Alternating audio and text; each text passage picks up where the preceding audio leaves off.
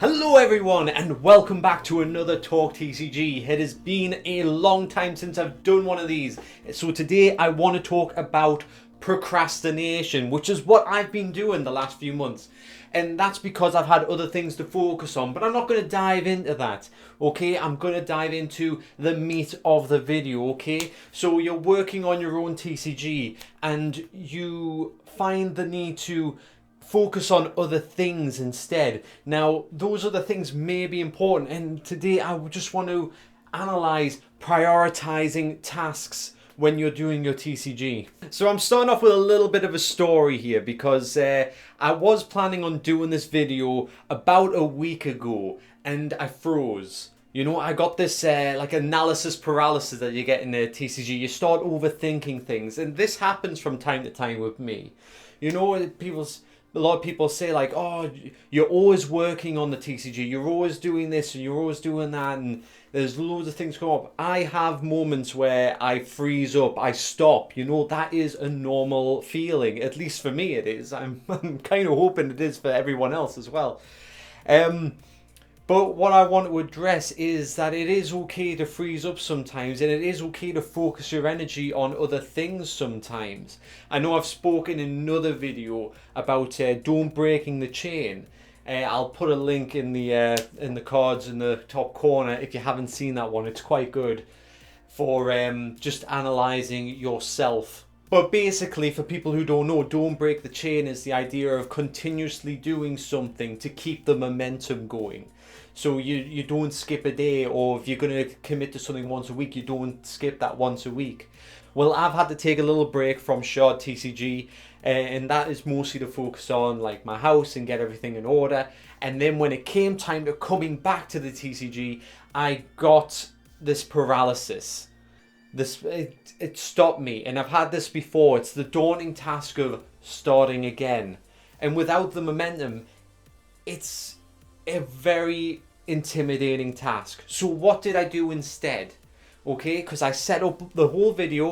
I got ready, I looked at the camera, and I put it all away. And I went instead to make this. It's a planter for flowers and stuff. As you can see, it's not very good, is it? There's a screw sticking out one of them. There it is. Hello. And it's incomplete as well. It's sturdy. I mean, it's not falling apart. So, I mean, that's good. It looks very pretty on the inside. Actually, if you look that side, it actually does look quite nice. Like, that's a nice bit of wood there. But that's what I did instead of working on my TCG. And that was me just trying to fill in the time, coming up with an excuse to not do the TCG, which is something that we really can't do if it's just an excuse. Now, the one thing that we all have limited of is time. And the time that I spent on this planner could have been a couple of shard cards. It could have been a new shard video. It could have even been a day of researching and development to help progress my own TCG. But no, instead, I made this. This represents lost opportunity. This represents time I can't get back. This represents what you could be doing wrong with your own TCG. So that's what we're looking at today. So today I really want us to take a look at your own life to learn how we can maximize the efficiency of making your own TCG, where you can prioritize your time and where you can remove distractions out of the way. And the first big time-consuming task that most of us have is either work or school. Work or school is between about 30 to 40 hours a week, depending on what you're doing or how many hours you've got, things like that. So if we remove that, we've got lots of time for a TCG. So, you know, if you're in school, quit school.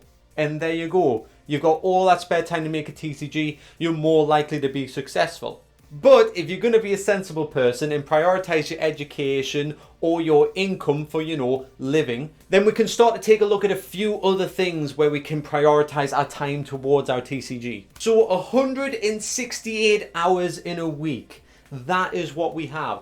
How do we break up our week into what we would actually commit to a TCG? Of course, when you think of 168 hours in a week, prioritizing a TCG sounds quite manageable. There isn't really an excuse to at least commit a few hours of that 168 hours into a TCG. There's a saying I really like: if you can't think of a reason, you'll think of an excuse. And just like that planner, I had my excuse. But I stand here today doing this video giving you a reason instead. So let's break up our 168 hours in a week.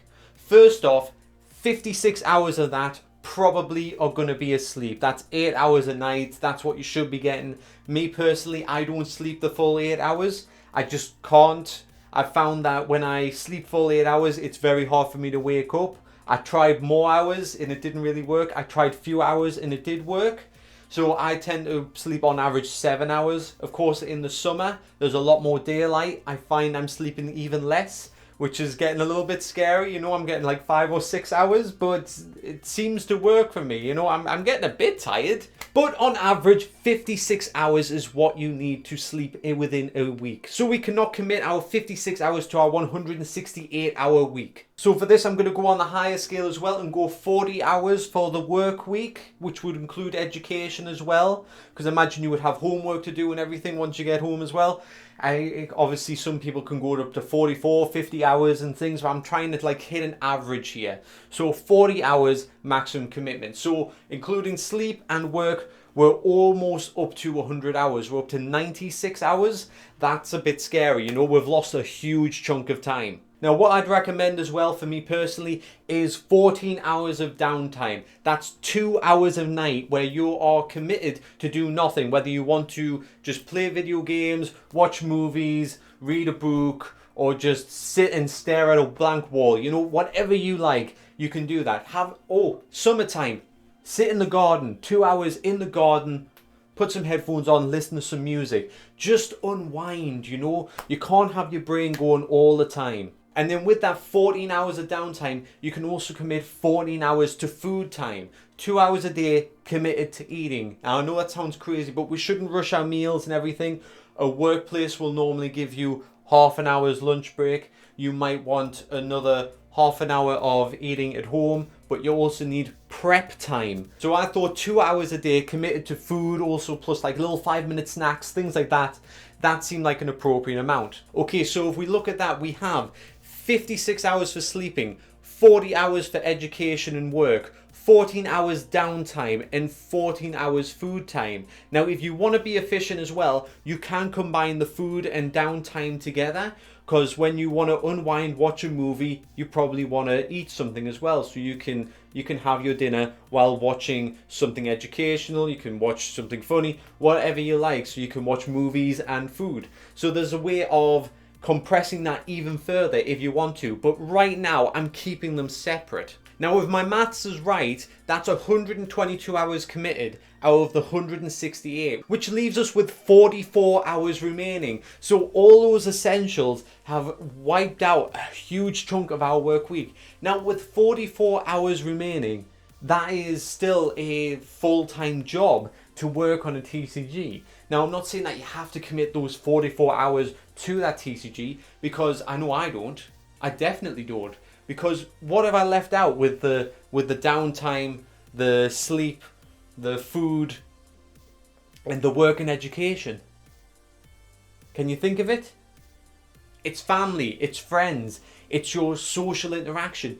That is very important. And if you wanted to split that 44 hours into 22 hours either way, that would make a lot of sense to me. Obviously, that is a huge amount of time to commit to family and friends. I know it doesn't sound like much, but if you commit, you know, your weekend, you go out for a day, you can spend 10 hours with your parents, you know, that you're not going to get that time back, and you don't want to commit a full 44 hours to a TCG. Now, don't let me guilt you into thinking that you need to spend that social time. You might not be a social butterfly per se.